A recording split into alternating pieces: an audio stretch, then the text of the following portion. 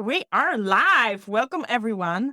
We are actually live 1 minute earlier. So, welcome to everyone who's already there. We are going to be talking about DICOM today. If you are already live, drop us a comment there so that I know that you're there and we can get down to business with my guest, David Clunie. Dr. Clunie, how are you today? I'm well, thank you. Fantastic. So, I already started talking to you before we even went live, and there is a point of conversation that was missed by our guests who are already listening to us, but it doesn't matter because we're going to dive into it again. So we are going to be talking about DICOM. It's 12:15 officially. My guest is David Clunie, who is to me Dr. DICOM, Mr. DICOM.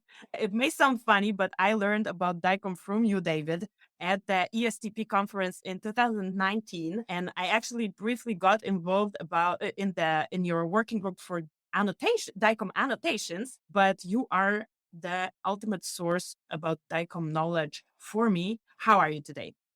I'm well, thank you. Before we dive into DICOM, I need to address this, David, because everybody who saw your LinkedIn picture saw that you're in a helicopter on this picture. Can you tell us about this helicopter? Oh yeah, that's my little helicopter that I fly around for fun in the afternoons when I'm finished working. And it's a Hughes 269 that's from the 70s. It was a military trainer. You have this helicopter is from the 70s? Yeah, it's 50 years old. Yeah, it's older than you are probably. Yes, it is older indeed. So is it not like bad vehicle? If I had a car from the 70s, it probably would. No, aircraft are looked after much more diligently. They have regular inspections. In fact, my helicopter is in pieces all over the floor of the hangar at the moment because it's undergoing its 48-month inspection at the moment. So they're looked after very carefully, and any worn out parts are replaced, and there's no corrosion or anything like that. So it's just as good as it came out of the factory, pretty much. Oh, wow. Okay, fantastic. David, let's start with what is DICOM. Let's start with what it stands for. And let me tell you why I'm asking this question. Because for a long time, even when I was involved in the annotation group, I thought DICOM was an image format. Can you tell me what it is and how it actually differs from an image format? Well, it's it is an image format, but it's much more than a format. It's a lot of things, and DICOM existed before it was an image format, to be honest. So the fundamental problem that DICOM tries to address is the interchange of image information. So you have an image in one place and it needs to be used in another place. And that requires two things, essentially: the transfer of the pixel data that constitutes the image and the information about the pixel data that tells you who it is, when it was taken, what it is. This is an H&E slide as opposed to a CT scan of the brain, for example. And it was acquired on the 23rd of July as opposed to, some other time. And it's about me and not you, and all the kind of management information that's necessary to actually use it in a production clinical environment. So back in the 70s, when digital imaging was first taking off in radiology, people realized that they had to move images between scanners and imaging systems for viewing and storage and analysis and so on. And so they needed a means to move the data around. So DICOM is that means. It stands for Digital Imaging and Communications in Medicine. And so it tries to do everything necessary to achieve that goal. So just as when you use the internet or the web or whatever, there's more going on behind the scenes than merely looking at text or looking at pictures. They're arranged in a pattern, and that pattern's defined by a file format called HTML, hypertext markup language. Mhm. And you're viewing it in a web browser that's talking to a server that serves up those HTML pages. And that's using the HTTP protocol, the hypertext transfer protocol. Every interaction from your phone, from your tablet, your car, everything that talks to another device is exchanging information using protocols. And sometimes that information can be then stored into a file in what we refer to as serialized, for want of a better word. So we can save a web page. We can store that web page. We can print it to PDF, or we can save it to HTML with all its attachments and then reopen it later. So DICOM is just the same. So DICOM is the web protocols. It can store information in a file or set of files that are related. I'm going to ask you about this file or set of file. Absolutely. Yeah, Keep that's in a mind. very key point. Yeah. Okay, so let's say in very simple words, like how does it differ? So we're talking about DICOM for pathology. Pathology is kind of, some vendors are starting to scan right in DICOM. The image analysis community is asking, and we have a question about that. For everyone who's here, drop down your questions. I'm going to be showing them as we speak. And one of them is about putting DICOM in the context of biomedical informatics. Before we answer that, I wanna talk about image analysis. But before we talk about that, let me go back to this. Let's put it in a very simple way. How does it differ from, let's say, a super popular digital pathology image format is SBS coming out of like Aperio scanners? How Right. does DICOM differ? What's common? Can you put Yeah. SBS Yeah. DICOM? Like, how do Yeah. you work with it? That's a very good format to pick, both because of its popularity and longevity, but also for two other reasons. One, because it's based on TIFF. So an SVS file is actually a TIFF file that Leica has crossed out TIFF and written in SVS. So it is a TIFF file. And if you use a TIFF library, you can read it. And if you use a TIFF viewer, you can look at it. Not the way a pathologist looks at it, but you can open it. And the second thing is that the people who wrote SVS in Leica wrote the DICOM format in essence. So DICOM works by Oh, consensus of users and vendors. And what a coincidence. so when the manufacturers are making products and they want them to interoperate, they come to DICOM and they say, hey, we need a solution for this problem. Or the users come along and say, hey, vendors, we need you to solve this problem. So working group 26, which is the DICOM pathology working group, somebody asked about that, is the group that defines the extensions to DICOM that support pathology. And when those are defined, which they were back in 2000 or so, this was added to the standard. I need to Yep. stop you. What are extensions? What do you mean with extensions to DICOM you know, pathology? once upon a time, people took X-rays, and that was the only kind of radiology image there was. And then they had ultrasound, and then they had CT, and then they had MR.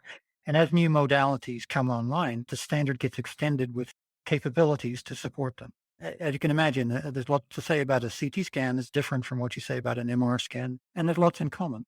They both have a slice thickness. They both have a position in the body, but one has an echo time, the other has a kilovoltage, and so on and so forth. So we use the basic core of the standard to support all image formats. And then we have specific capabilities. I won't go into the formal terminology, which would just be confusing, but it features and capabilities dedicated to a particular purpose. So that when you are buying a pathology product, you can say to the vendor, I want you to do not just DICOM, but I want you to do the DICOM whole slide image, Okay. because that would be different from someone doing gross imaging, Mhm. because what they need to do for gross is different. Okay. So, first of all, question to the audience. Are you hearing us well? And is everything fine on the tech side? I should have asked this at the beginning because if it was not okay, you missed like 10 minutes of the broadcast. But I assume it's okay because I saw some comments. But just drop me a yes if you're hearing us okay. And now, okay, so you say, me as a user or somebody who's considering buying a solution, I can ask the vendor, listen, I would like DICOM whole slide image, and there's an extension for this, right? Yeah, except that we don't really call them extensions. I've used the term loosely. We Do you extend call the it? standard from time to time, but the DICOM standard is whatever it is today. There is no version, there is no year. It just is. And it's like a Okay. cancer that takes over the world, if you like, or a virus, depending on how you look at it. It is what it is That's your at this goal, moment in right? For time. Yeah, DICOM to take over the world. absolutely. Yeah, yeah. We are the Borg. We will assimilate you. Yes, absolutely. Okay. Fun. And so the reason that we do that is because technology changes, but we use the same core principles. And this is the advantage of using DICOM.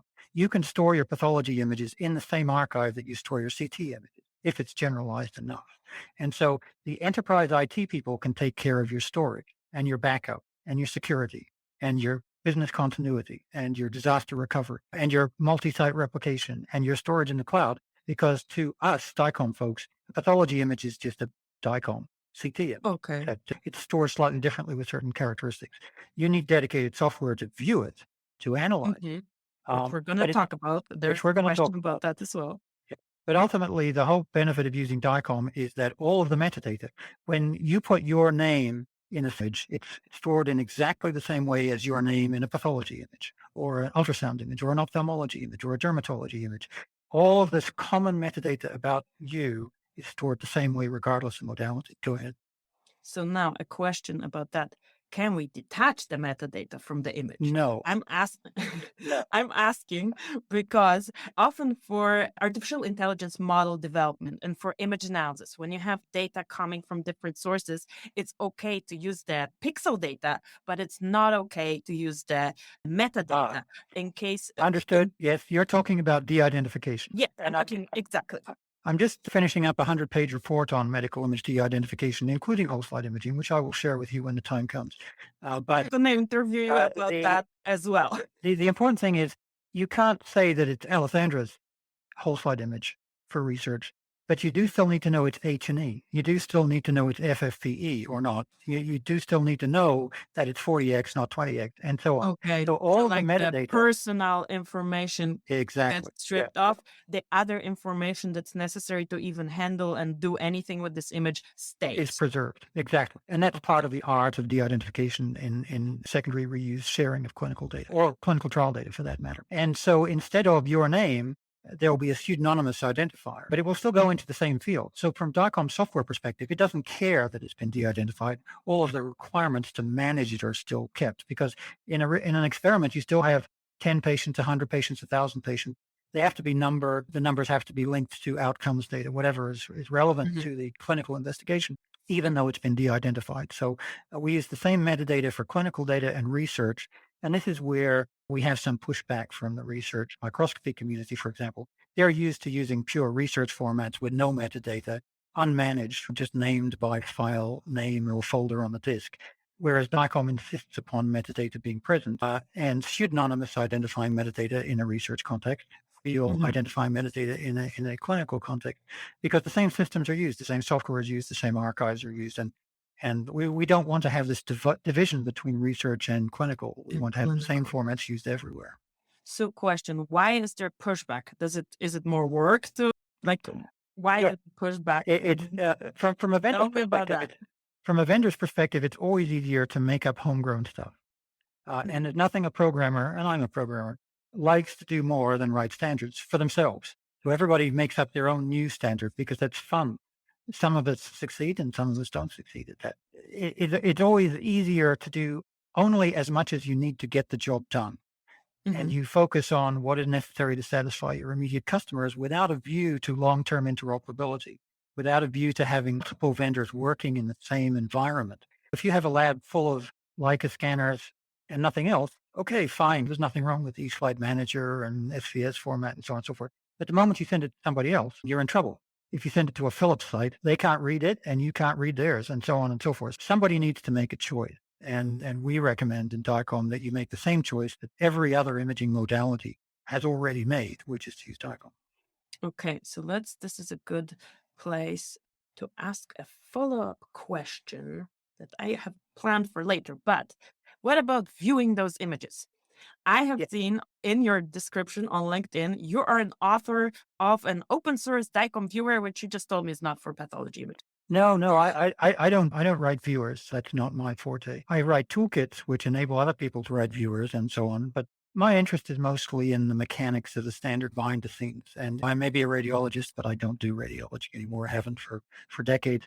I'm more interested in the machines, and I'm not very good with people. So I like to stick to the programming. Thanks for joining us live. Yeah, I know. Thank you. In spite of this characteristic, In of spite of course. its characteristic, yeah.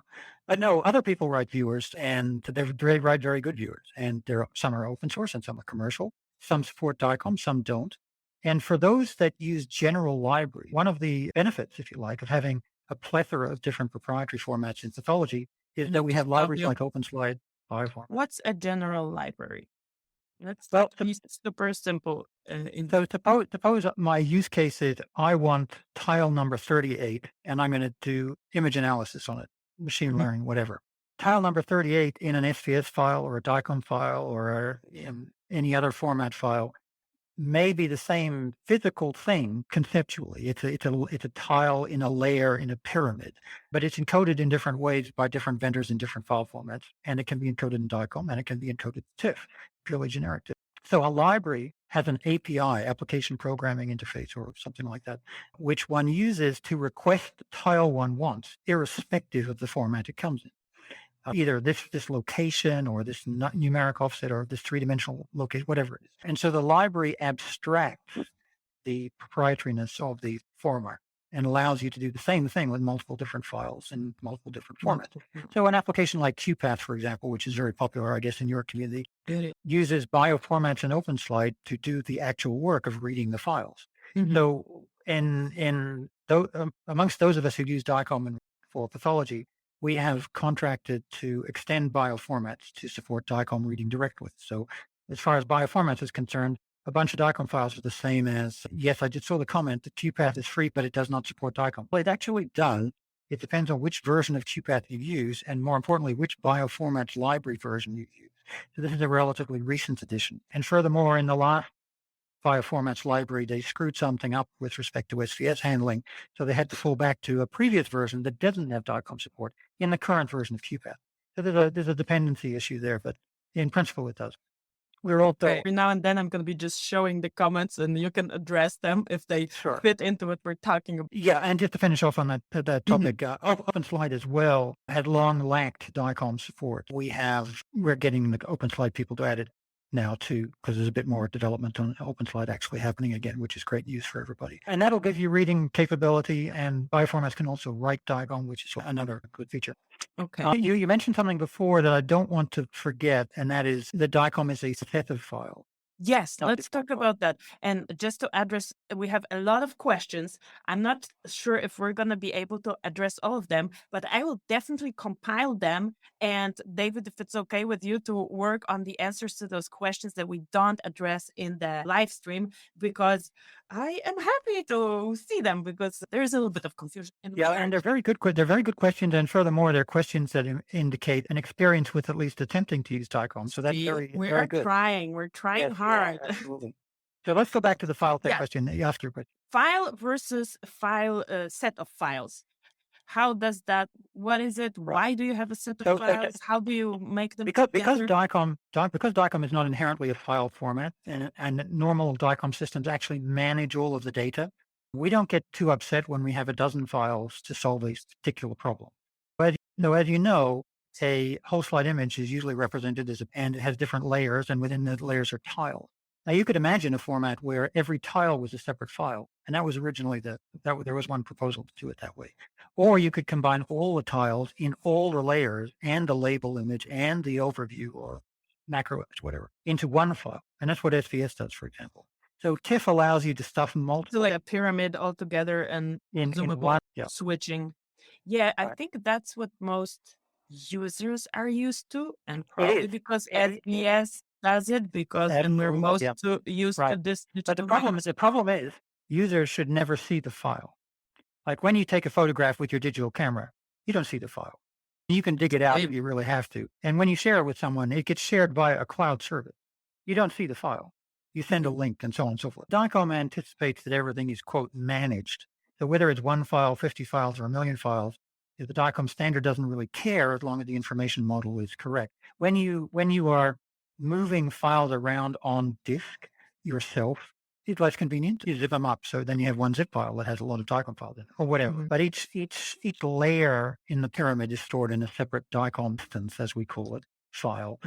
The label is in a separate instance file. The macro is in a separate instance, and so on. And the annotations are in separate files. We never mess with the image files themselves when we make annotations. We store the annotations in instances. And that's also what I know from the XML.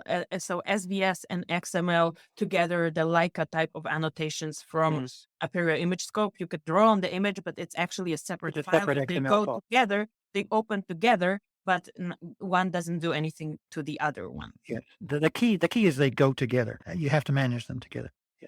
Yes. So then there's a question that we have on the screen. Is the DICOM file format from 3D Histech identical to other vendors? So that's a general question. That's an extremely good question. And the answer is yes and no. Yes, it is in the sense that it... But that's the answer. It is in the sense that it follows the same principle. It has to comply with the standard, otherwise it's not a valid DICOM file. But the DICOM standard is flexible, and this is where you run into issues. So for example, imagine that you are encoding cytology. So you have a clump of little cells kicking around on the slide. widely separated by enormous amounts of white space. So it makes sense to say, I'm going to encode these frames where these cells are. I'm going to leave out all the white space until I get to the next bunch of cells, and then I'll encode them. So there's a relatively sparse encoding mechanism. And furthermore, in cytology, you want Z depth, you want multiple Z planes typically. So you're encoding multiple Z planes. Now that's very different from one chunk of tissue on a slide that's occupying most of the tissue area of the slide. It's been Like scanned Jesus. logical raster pattern, which what we refer to in DICOM as tile full. So you don't need to describe the position of every tile if it's completely predictable and you're encoding every tile. Now the empty space can be compressed extremely efficiently, so it's not taking up much space, but it's still encoded. So in that sense, you could have two perfectly valid scans of a slide, one with sparse tile encoding, one with rasterized full encoding, and they would both be valid DICOM. But a viewer or an analysis tool might not be capable of handling both of them because the viewer may be designed for only cytology or only full slide imaging. Yeah. And so to that extent, those kind of variations cause fundamental failures in interoperability, whether using DICOM or any other system. But also there are minor details. So if one writes a viewer or an analysis tool that's dependent on the presence of a very specific feature, particularly when it's an optional feature. For example, the nominal objective power, either 20x or 40x. Mm. And normally, pathologists like to see that on the screen, but some Yes. people might not fill that in. So one vendor might not put in a value for that. And so there's no objective power shown on the screen. Now you can figure it out from the size of the pixels because that is specified in terms of microns, and you can compute a sort of pseudo power. It might be 39.8 instead of 40, which bugs the crap out of some pathologists or not. But those are the kinds of things that vary between implementation, not just between vendors, but different versions of the same software or the same hardware from the same vendor may have variations in this respect. That's why I say yes and no. Yes, it's still DICOM. Yes, it's still usable. Yes, it's probably still compliant, assuming they follow the standard properly. But no, there may be variations that cause interoperability failures because of second and third order issues that are legitimate flexibility. Okay, we have one granular question that I'm going to show on the screen, but before we answer this one, I want to ask you, okay, DICOM is flexible, you can do one file, you can do many files, but what's the path? Like if I'm a pathology, no, what's the recommendation from you for the pathology Oh, very simple. community? Pathologists should not have to worry about this crap. Pathologists should just be able to go to their vendor and say, I want a scanner that A, does DICOM, B, stores the images in any archive, and C, works with all of the following viewer and analysis tools that also claim to do DICOM that I want to use.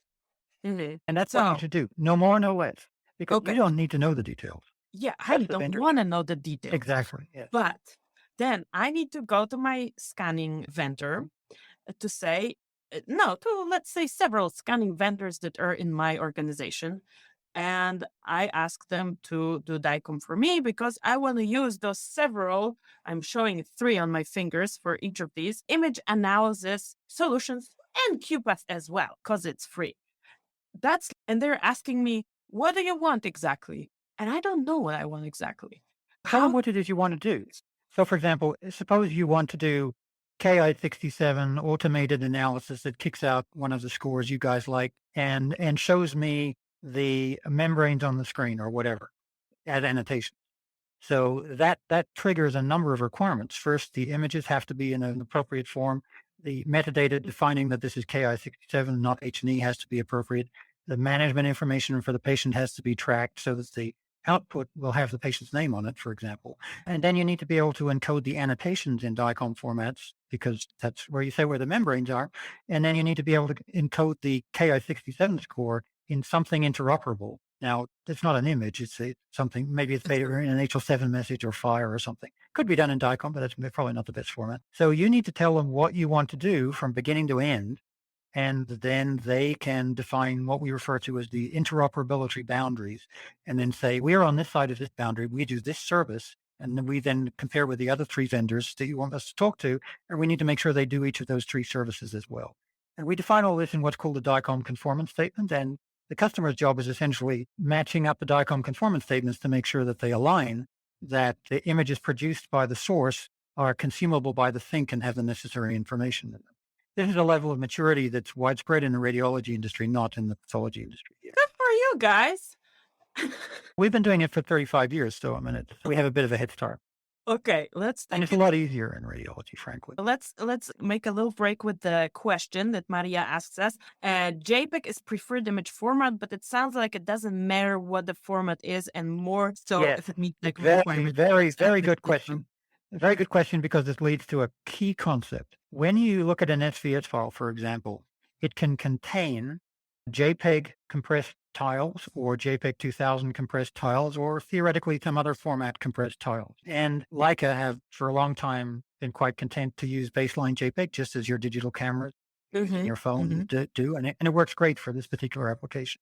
JPEG 2000 has some potential advantages in terms of being able to compress the image more with fewer artifacts, be they blurring or other kinds of artifacts, for the same size output, same bit rate as the lossy compression people talk about.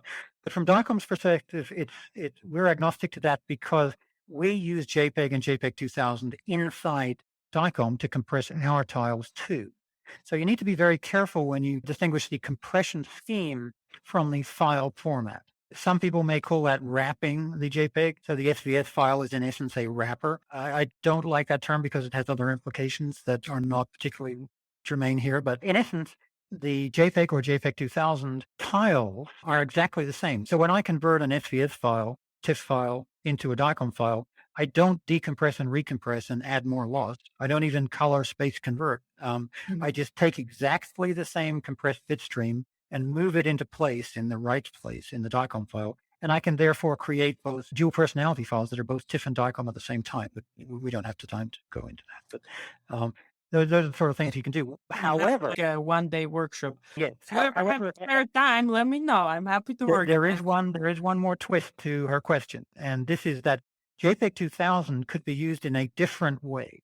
So instead of encoding one tile at a time and compressing it completely independently of all the other tiles using JPEG or JPEG 2000, you could take the entire slide, 60K by 100K pixels, and compress the whole thing using JPEG 2000, and use JPEG 2000's inherent tiling mechanisms or multi-resolution decomposition mechanisms. And that was an early proposal in our community, in the pathology community.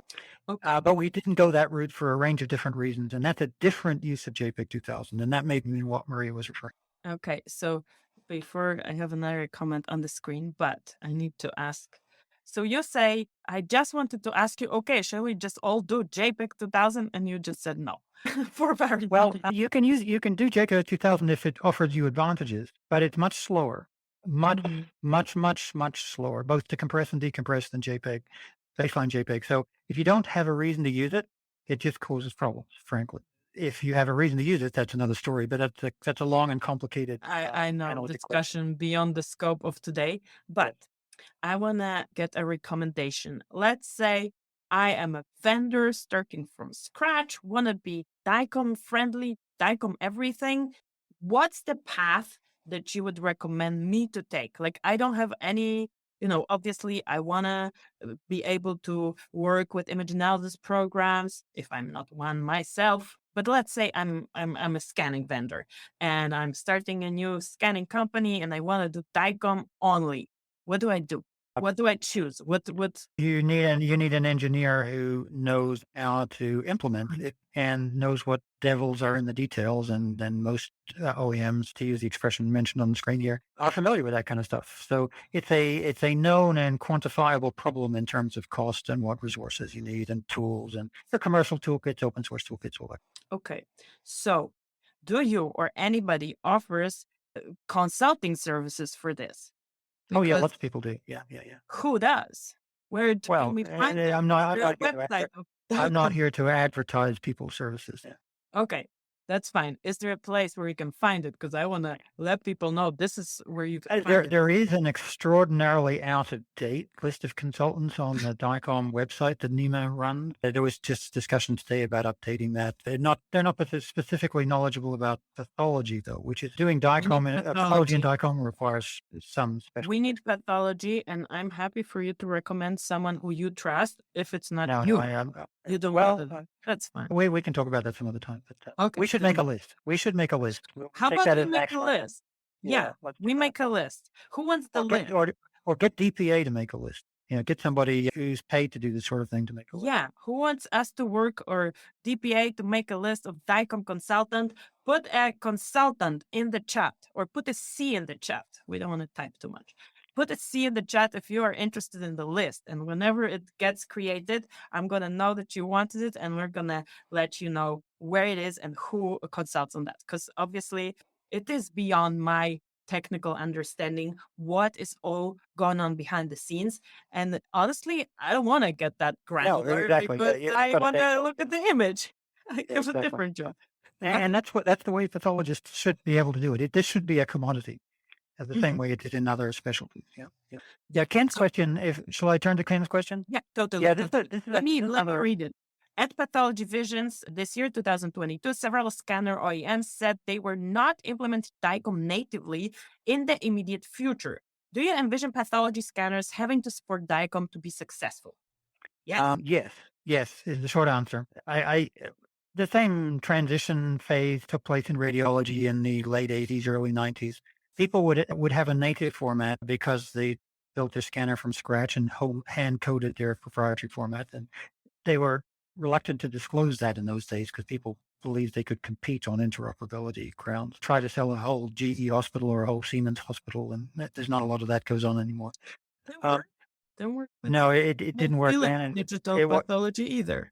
yeah, it won't. It didn't work then. It won't work now. The idea of having a converter that's supplied by the vendor. So when I worked with General Electric on this sort of stuff back in the '90s, we had converters in each scanner. So the scanner would produce its native format, and then it would have a converter that converted into DICOM, and then it spat out the DICOM. And it was all in one box. And regardless of how many people were actually involved in producing that box, be it one OEM or a bunch of different suppliers, the customer got a turnkey solution that spat out DICOM. And then later, when this became a competitive advantage in terms of having interoperability using a standard, people used to talk about DICOM inside, which was a trademark of a particular or Like a Intel trademark Inside. phrase, exactly like Intel. It was a ripoff of Intel Insights, frankly, and that was used as a marketing tool. And what they were saying essentially is, we write DICOM straight away, and we don't dick around with our own proprietary format first, with all the attendant workflow issues and complications and so on. So it doesn't. I don't really care whether the vendors say they're going to implement it natively or not, so long as they provide a solution for the customer. So if a vendor finds themselves at a proprietary disadvantage because they're still spitting out a proprietary format, then pair up with somebody who knows how to do this and produce a turnkey solution that the two of you have developed together, so that the customer buys one solution, even though it's actually two boxes. Question, follow-up question. If we want to build artificial intelligence image analysis models on DICOM images, are the implications of how this DICOM looks inside of DICOMs to the model development? Can this be Right. transferred? Yes, exactly. So, for example, if you're a researcher and you are trying to get TensorFlow records or whatever it is you're feeding into your AI model, you're using PyTorch, you're using whatever else it is, then ultimately there's an array of numbers that's getting fed into the neural network. Mhm. In what format that array of numbers is supplied to you is somewhat academic, as long as you can get it easily. Because the only thing a academic researcher cares about, getting the mechanical stuff done easily so that they can do the scientific stuff, which is what Mhm. they're writing their PhD thesis on or whatever. As long as your libraries that can read SVS or NPDI or TIFF or whatever can read DICOM too, then you don't care. If you want to use the metadata that's inside the file, so if you're an SVS user, you're screwed because there isn't any useful metadata in the header. It has to come from out of band. If you're a OME TIFF user, well, maybe there's an OME XML file that actually has something useful in it, or not. Same is true with DICOM. You can ignore all of the DICOMishness of your source as long as you can manage those DICOM objects in the same manner as you manage your OME-TIFF objects or your SVS objects or whatever. What's And an object in this context? I'm using the word object instead of file to Okay. avoid using the word file because we have multiple files for one pyramid. Mm-hmm. So think of the pyramid as a sort of object, if you like. I shouldn't have gone into all of that detail.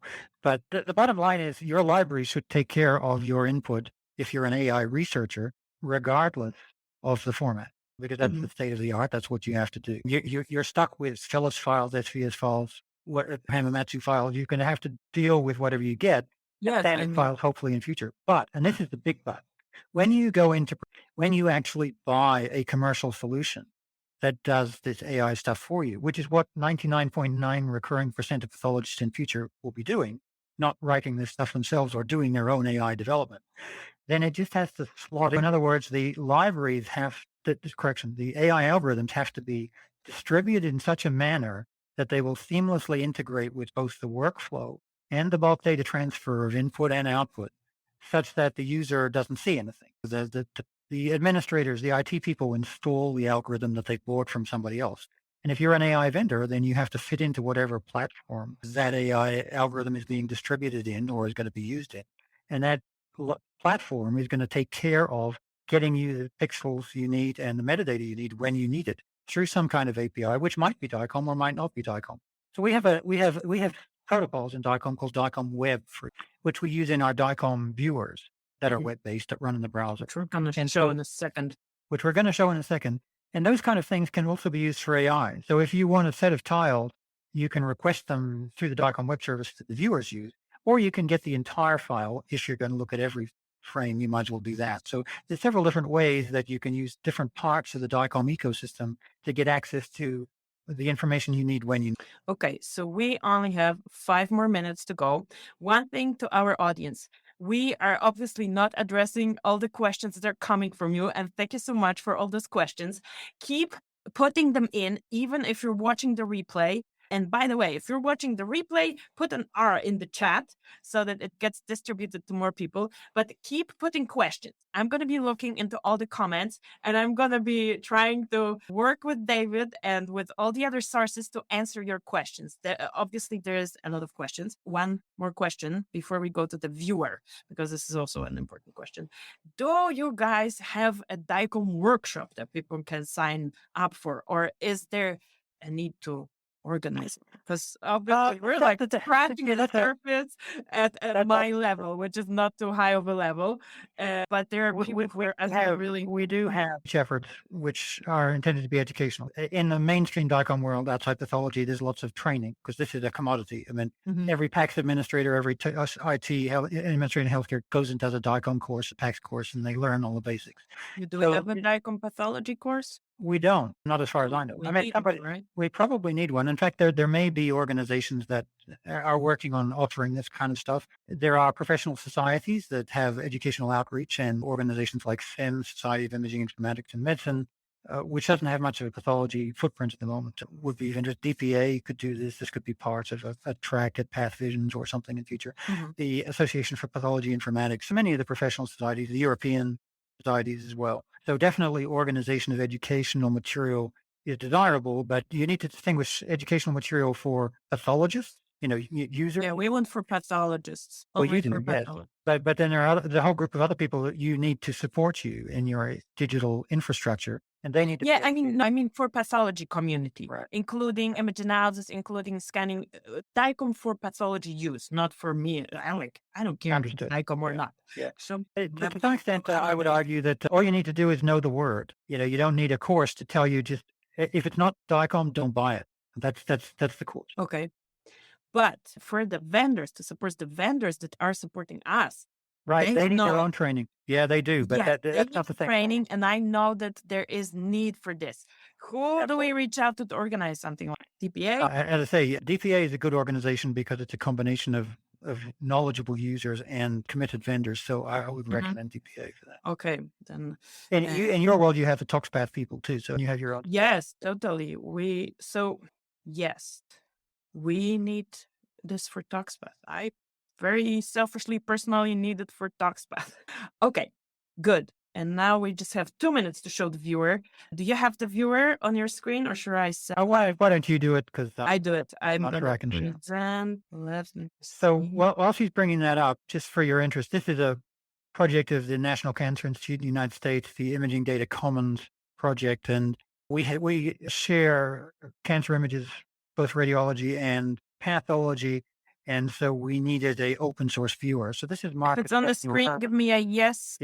Yes, it is. Okay. So this is Marcus Daniel Herman from Mass General, and this is an open source, pure Java, pure JavaScript, a web browser based viewer that does your basic sorts of stuff. And it is using the DICOM web protocol to fetch the metadata and the tiles from a DICOM server. And it's actually talking to a Google server, if you can believe it. Google does healthcare. Google does DICOM. Go Google does Google. DICOM. Google does DICOM. And that viewer you were showing was talking to all of our images, which are stored. I wanted to show the public data how set. do we get there. And I'm going to paste this in some description of this event and the recording so that everybody can go there. And what you just showed me, there is this thing with images. And when you encounter the H&E images, you click there and then you're where we were before at this image. And you can find different other images as well. And Google Yes, supports that. Google supports that. All of our images are taken from the Cancer Image Archive, TCIA, which does Yeah. hard work of gathering all of this stuff. We also have the NLST. We have the entire National Lung Cancer Screening Trial, Pathology, H&E images, as well as CT images, and so on. So I can just go there and make screenshots of those images and post them. You on can social go. media. It's all public. It's all open. It's all Oh my goodness. 3x4 license. You can go there. You can do what you want with the images. You can do what you want with the software. Put some like, if you like it, I like it. And everything that we do is DICOM. It's DICOM of the highway as far as we're concerned. If your stuff is not DICOM and you want to be an IDC, we will convert it to DICOM for you or What's an show you how to convert it. IDC? Imaging Data Commons. This is the image. Okay. This is part of the Cancer Moonshot Cancer Research Data Commons project. It's all part of that NCI infrastructure funded by the federal. Oh my goodness. See, I should know this and I didn't know. So thank you so much for joining us today. Thank you for everyone who joined this broadcast live. I'm going to later convert it into a podcast. You can see it on YouTube, on Facebook. It's going to be there. And also, whoever wants this as a link, comment link. And I'm going to be sending you a page where you can get the link to this recording. Thank you. Thank you so much. Thank you for having me. I forgot to say one more thing. Yeah, put questions in, even if it's a replay. Put questions because I'm gonna compile a document, like some DICOM broadcast questions and answers document. And obviously, if you want the list of people who can consult on DICOM, put a C and let's see who I can reach out to. And everybody who wants to reach out to me about this, just reach out. Okay. Thank you so much. And feel free to share my email, by the way, so that everybody can know. Yeah, okay. Yes. It's also, if everybody Googles you, David Clunie DICOM, your email is there and your website is there, but I'm going to put it in the description as well. Okay. Thank you so much for your time. And I will be in touch because there's a lot to talk about. Bye-bye. Bye.